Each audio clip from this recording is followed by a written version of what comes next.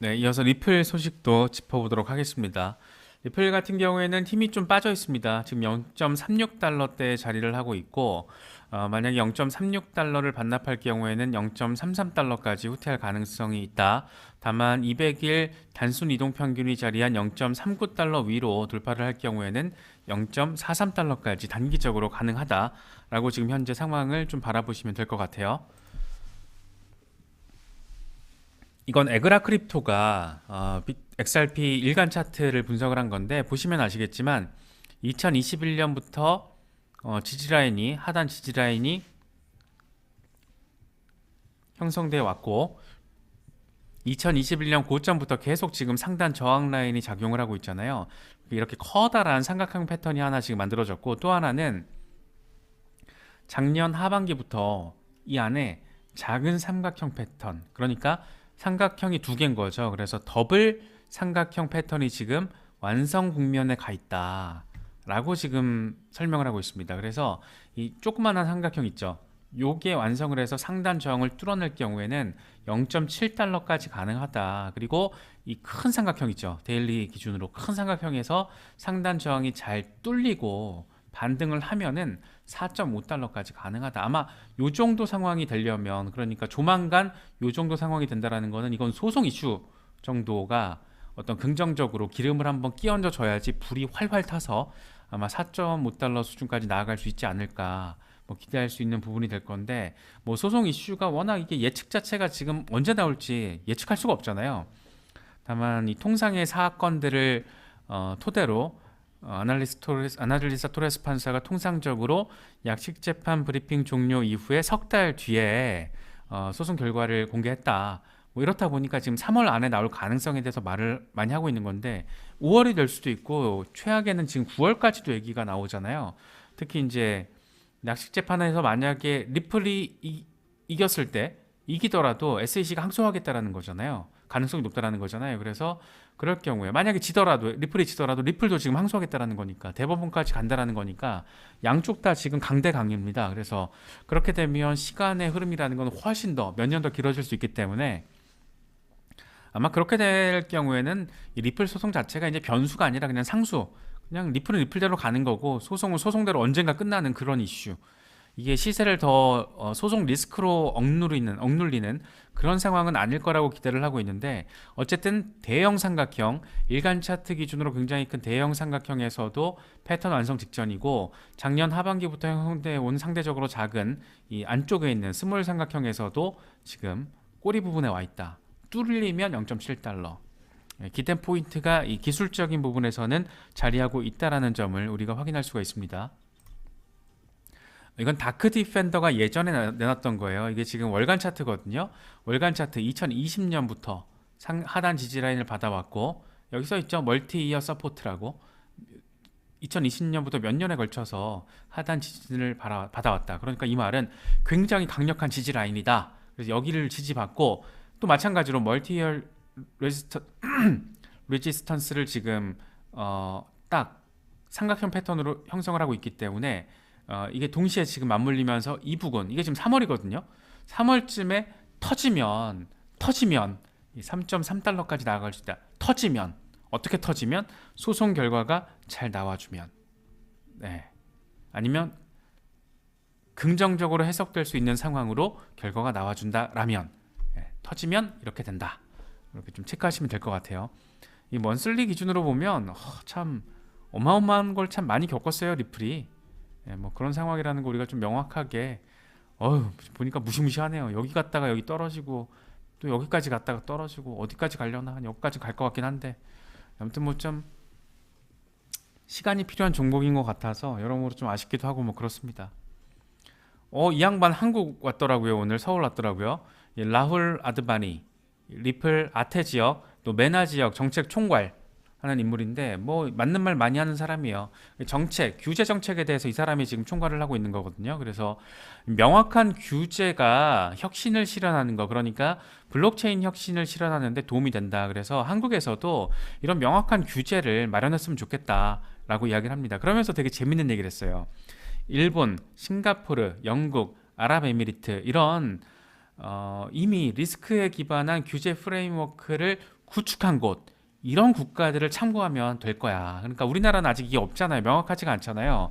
어떤 게 증권이고 어떤 게 비증권이고 이것도 지금 막 논의 중인 과정에 있고 물론 그나마 뭐 미국처럼 완전 어이없게 뒷북치고 있는 건 아니고 그나마 상대적으로 낫긴 한데 예를 들면 일본에 비해서는 정책 대응 능력이 조금 아쉽죠. 예, 좀 어리버리치고 있으니까. 그래서 일본, 싱가포르, 영국 이런 나라들이 하는 거 잘 봐라. 엄청 잘하고 있잖아요. 지금 저는 개인적으로는 요즘에 일본을 조금 주시하고 있어요. 일본이란 나라가 이 저성장의 늪에 빠져서 굉장히 허우적대곤 있지만 그 최근에 블록체인 관련해서 이 CBDC 관련해서 크립토커런시 관련해서 정책적으로 일본 정부와 중앙은행이 접근하고 있는 방식들과 이 방향성을 보면 굉장히 전폭적이죠. 특히 또 일본 같은 경우에는 크립토 영역을 이야기할 때 SBI 그룹을 빼놓을 수가 없고 SBI가 지금 가장 대놓고 밀고 있는 투자하고 있는 본인 자체가 이 스폰서로서 역할을 하고 있는 그런 프로젝트가 리플이잖아요. 그렇다 보니까 조금 더 관심이 갈 수밖에 없는데 일본, 싱가포르, 영국, 아랍에미리트 지금 전부 다 크립토 혁신을 외치고 있는 국가들입니다. 여기서 미국에서는 별로 좋아하지 않지만 미국 기업들이 좋아하진 않지만 지금 정말 또 핫하게 막 돌격 앞으로 하고 있는 곳이 홍콩이잖아요. 그러니까 중국. 중국이 언제 뭔 짓을 할지도 모릅니다. 그래서 그런 부분들도 좀 체크를 하시면서 바라보시면 더 좋을 것 같아요. 또 하나 재미있는 긍정적인 호재가 지금 더해졌습니다. 이더리움 버추얼 머신과 XRP 레저가 호환되게끔 하는 사이드 체인 테스트넷이 가동이 됐다고 합니다. 이제 이게 개발이 잘 마무리가 완료가 되면 XRP 레저로 이더리움 스마트 컨트랙트 계약을 가져와서 이 두 체인에서 상호 운용성이 증대가 되는 거죠. 그러니까 사실상 XRP 레저와 이더리움 블록체인이 연결되는 겁니다. 그리고 당연히 이게 만약에 정말 순조롭게 마무리가 온전하게 된다라면 개발자들 같은 경우에는 진입 장벽이 확 낮아지는 거죠. 예를 들면 이더리움 플랫폼이 가지고 있는 어마어마한 장점이 있고 XRP 레저가 가지고 있는 어마어마한 장점이 있잖아요. 가장 대표적으로는 이더리움은 일단 지구상에서 가장 거대한 스마트 컨트랙트 생태계를 가지고 있죠. 디파이, NFT와 관련해서는 누가 뭐래도 이더리움이 좋든 싫든 이더리움이 1등입니다. 1등 플랫폼. XRP 레저가 지금 추구하고 있는 게 이더리움과 같은 종합 블록체인 플랫폼으로 확장성을 가지려고 하는 거잖아요. 그러니까 처음 1차적으로 XRP 레저는 XRP라는 국경 간 송금에 있어서 브리지 커런시 로서의 역할이 굉장히 강했지만 지금은 뭐 NFT, 게임파이 등등 여러 가지 프로젝트들이 이미 올라타 있고 이더리움 수준으로 확장하기 위해서 엄청 빡세게 노력하고 있다. 그러니까 이더리움도 그렇고 XRP 레저도 그렇고 기본적인 컨셉은 종합 블록체인 플랫폼을 꿈꾸고 있는 거고 그걸 위해서 추진을 하고 있는 거고 이더리움 같은 경우에는 비탈릭 부테린이 그런 얘기를 했잖아요. 빅 블록체인으로 만들 것이다. 빅 블록체인. 그러니까 지금의 인터넷 같이 지금의 인터넷에서 이루어지고 있는 모든 거를 블록체인 기반으로 전환시키는 빅 블록체인. 그게 이더리움 프로젝트의 저 끝, 가장 최종 목표 지점 근처에 자리하고 있습니다. 그러니까 이더리움과 XRP 레저가 서로 각각 가지고 있는 어마어마한 장점과 특징들이 있는데 이것들을 개발자 입장에서는 서로 같이 상호 운용성을 활용해 가면서 연계시켜서 장점을 더 강화시킬 수 있다는 거죠. 그래서 이런 특장점 등이 활용될 수 있는 사이드 체인 테스트넷이 가동이 됐다라고 리플엑스가 발표를 했습니다. 오늘. 예. 그러니까 현지 시간으로 이제 어제죠. 발표를 했습니다. 굉장히 잘하고 있어요. 재밌는 소식 상황들이 지금 잘 이어지고 있습니다. 이거는 뭐 이더리움보다 XRP를 더 좋아하시는 뭐 XRP 맥시멀리스트겠죠. 이런 밈을 만드는 사람들이 엄청 맛있어 보이는 이더리움 주스를 먹었는데 딱 먹고 나니까 별론 거예요. 가만 보니까 옆에 XRP 생수가 있어요. 생수가 더 땡기는데 결국엔 XRP야. 뭐 지금 이런 얘기를 하고 있는 겁니다. 이거 보다 보니까 그냥 피식 웃음이 나더라고요. 그러니까 XRP 맥시멀리스트들은 또 이런 식으로 엄청 빡세게 재밌게 XRP를 또 응원하고 있고 근데 뭐 이더리움도 훌륭하죠. 이더리움도 훌륭하고 이더리움이 잘 돼야죠. 알트코인 대장이고 아마 뭐 개인적인 생각이지만 저는 XRP와 이더리움이 알트코인 대장을 이제 엎치락 뒤치락 하면서 서로 같이 알트 시장을 견인하는 그런 역할을 몇 년 뒤에는 하지 않을까 뭐 이렇게 바라보는 입장이기 때문에 뭐 이더리움도 잘 되고 당연히 XRP도 잘 됐으면 좋겠다. 뭐 이런 생각들을 좀 가지고 있습니다. 그래서 특히나 지금 국가적으로 전 세계 각국에서 굉장히 빡세게 확장성을 가지려는 노력을 하고 있잖아요. 그러니까 기존 생태계를 블록체인 생태계로 옮기려는 아니면 CBDC가 됐든 크립토커런시가 됐든 이걸 정부 차원에서 채택을 하려는 그런 시도들이 굉장히 빠르게 이어지고 있잖아요. 오늘 보니까 페이코인인가도 두바이 뭐 진출한다고 아까 제가 얼핏 본 것 같은데 어쩔 수가 없습니다. 규제가 명확하고 크립토 친화적인 어떤 정책을 취하는 나라로 갈 수밖에 없어요. 예, 뭐 일본, 싱가포르, 영국, 아랍에미리트, 뭐 두바이 특히 크립토 중심지가 될 가능성이 매우 높아요. 특히 홍콩 같은 경우에 진짜 무서운 건데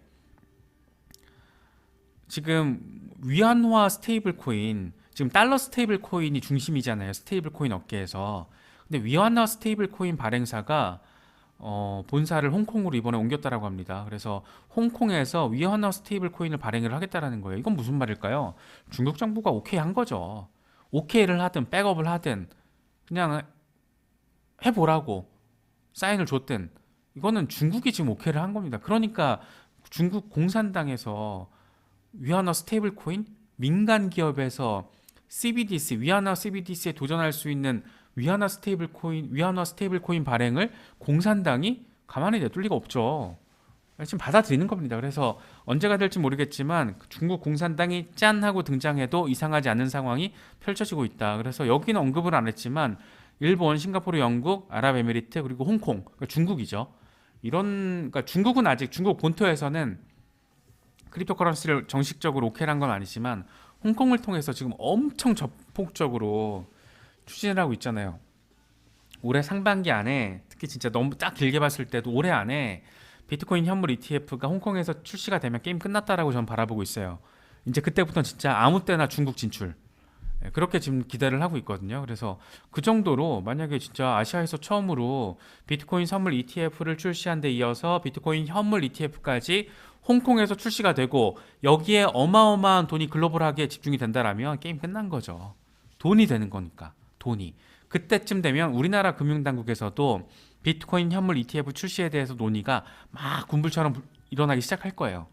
저는 그렇게 지금 바라보고 있습니다. 그래서 이렇게 지금 글로벌하게 돌아가고 있는 일들 조금 바라보시면서 전략적으로 대응을 하시면 참 정말 아주 많이 좋을 것 같습니다.